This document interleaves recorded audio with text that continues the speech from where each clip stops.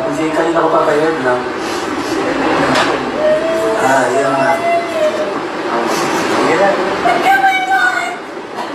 Nasa stage tayo eh. Nakakostume nga ako. Relax naman, relax naman. Relax naman. Okay. Okay.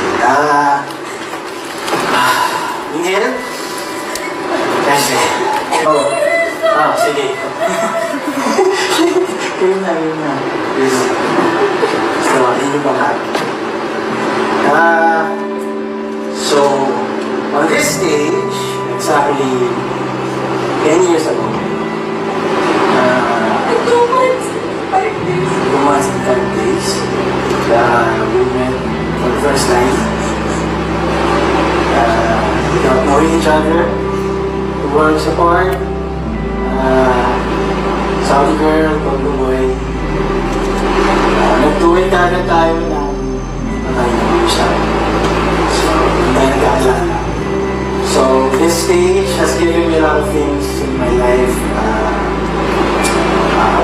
Progress, dreams, goals, career, a name, family, friends, new friends, and of course, special someone.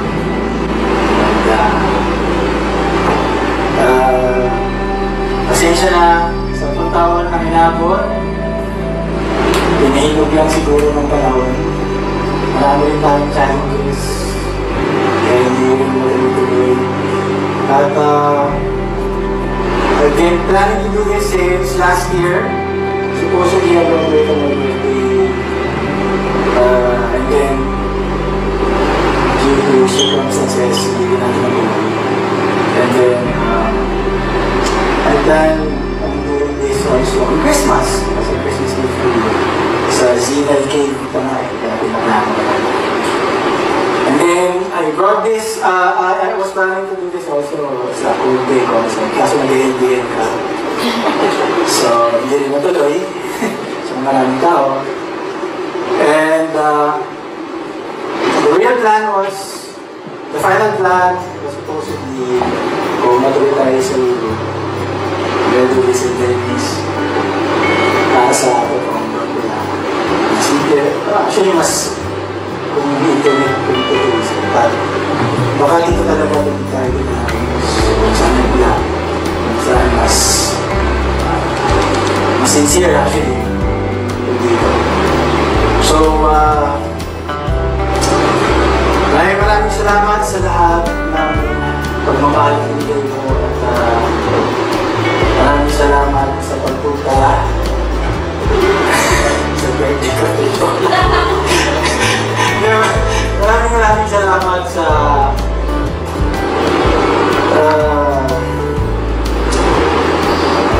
pagsama sa akin sa pagpuntawan ng sanang birthday ko. Maraming salamat sa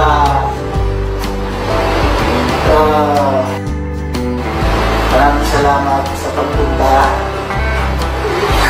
sa birthday ko dito. Maraming salamat sa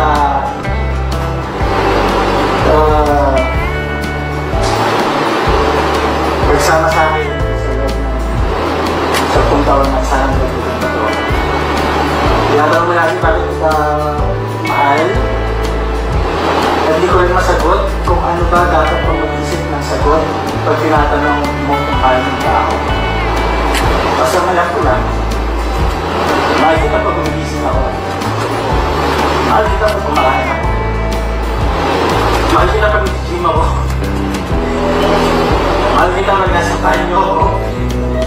Mahal kita bago ako matulog, bago hanggang sa pagtulog, mahal kita hanggang sa paligid ko. Ikaw yung nagparamdam sa akin na matagal pala akong naging mag-isa sa buhay.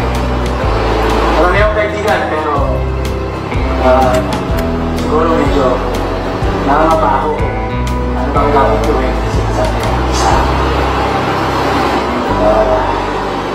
So, ito na yun and Kim, alam mo naman, you've always been my penguin the spirit animal. And then recently ko lang nalaman na yung penguin takes their partner, they stay with it forever. So,